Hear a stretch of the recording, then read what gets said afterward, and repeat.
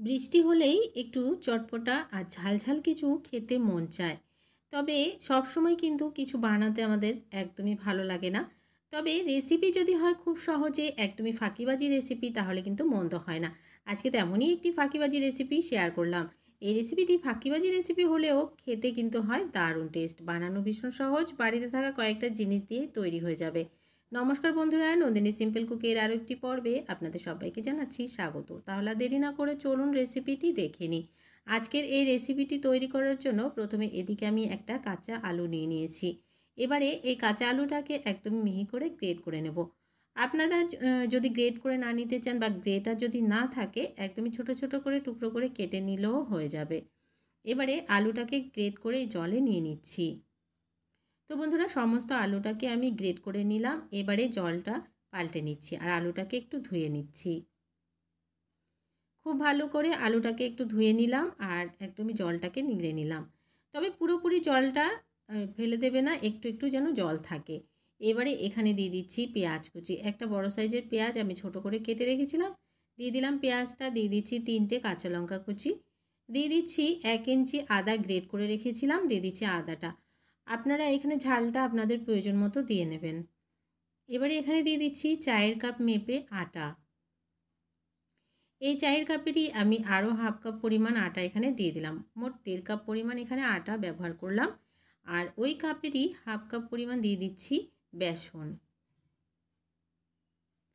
এবারে বেসনটা দিয়ে এখানে আমি দিয়ে দিচ্ছি পরিমাণ মতো লবণ, দিয়ে দিচ্ছি হাফ চামচ পরিমাণ হলুদের গুঁড়ো, দিয়ে দিচ্ছি একদমই 1 পিঞ্চ পরিমাণ দিয়ে দিচ্ছি জোয়ান, আর দিয়ে দিচ্ছি হাফ চামচ পরিমাণ কালো জিরা, আর দিয়ে দিচ্ছি 1 চামচ পরিমাণ চাট মশলা, আর দিয়ে দিচ্ছি 1 পিঞ্চ মতো দিয়ে দিচ্ছি হিং, আর দিয়ে দিচ্ছি 2 টেবিল চামচ গরম তেল। গরম তেলটা দিলে ক্রিস্পি হবে, ভীষণ মুচমুচে হবে এই পাকোড়াগুলো খেতে। এবারে খুব ভালো করে এই সমস্ত উপকরণগুলোকে একটু মিশিয়ে নিচ্ছি। এখানে আমি 1 পিঞ্চ মতো হিং ব্যবহার করেছি। হিংটা সম্পূর্ণ অপশনাল। আপনারা চাইলে দিতে পারেন, থাকলে না চাইলেও নাও দিতে পারেন, কোনো অসুবিধা নেই। তবে দিলে একটা ফ্লেভার ভালো আসবে, খেতেও ভালো হবে। এবারে অল্প অল্প পরিমাণে জল দিয়ে ব্যাটারটাকে তৈরি করে নিচ্ছি। এখানে কিন্তু খুব বেশি জল দেওয়া যাবে না, একদমই অল্প অল্প পরিমাণে জল দিতে হবে। একটা আঠালো ব্যাটার রেডি করে নিতে হবে। তো বন্ধুরা, অল্প অল্প পরিমাণে জল দিয়ে রেডি করে নিচ্ছি, কেননা এখানে আটা ব্যবহার করেছি। তো আটাতে খুব তাড়াতাড়ি লাম্পস বেঁধে যায়। তো অল্প অল্প পরিমাণে জল দিতে হবে আর খুব ভালো করে মিশিয়ে নিতে হবে। এই রেসিপিটি বানানো তো ভীষণই সহজ, বাড়িতে থাকা কয়েকটা জিনিস দিয়ে তৈরি হয়ে যাবে। একবার হলেও ফাঁকিবাজি এই রেসিপিটি তৈরি করে দেখতে পারেন, খেতে কিন্তু দারুণ হয়। এবারে খুব ভালো করে জল দিয়ে একটু মিশিয়ে নেওয়ার পরে হাতের সাহায্যে, আপনারা দেখতে পাচ্ছেন ভিডিওতে, ঠিক এইভাবে করে একটু ফেটিয়ে নিতে হবে। ফেটিয়ে নিলে কি হবে, যেহেতু বেসন ব্যবহার করেছি, খুব সুন্দর দেখবেন ভেতরটা একদমই স্পঞ্জি তৈরি হবে, ফ্লপি তৈরি হবে। কোনো রকমে কিন্তু এখানে বেকিং সোডা, বেকিং পাউডার কিছু দেওয়ার প্রয়োজন নেই। এবারে খুব ভালো করে একটু ফেটিয়ে নেওয়ার পরে এদিকে তেল গরম করে নিয়েছি আর একটা একটা করে সবগুলো ছোট ছোট পাকোড়ার আকারে ছেড়ে দিচ্ছি। এবারে অনবরত নাড়া দিয়ে দিয়ে খুব সুন্দর করে একদমই ক্রিস্পি হয়ে যাওয়া পর্যন্ত ভেজে নিতে হবে। গ্যাসের ফ্লেমটাকে মিডিয়াম টু লোতে রেখে ভেজে নেবেন, তাহলে দেখবেন খুব সুন্দরভাবে ভাজাও হয়ে যাচ্ছে আর একদমই ক্রিস্পি হয়ে যাচ্ছে।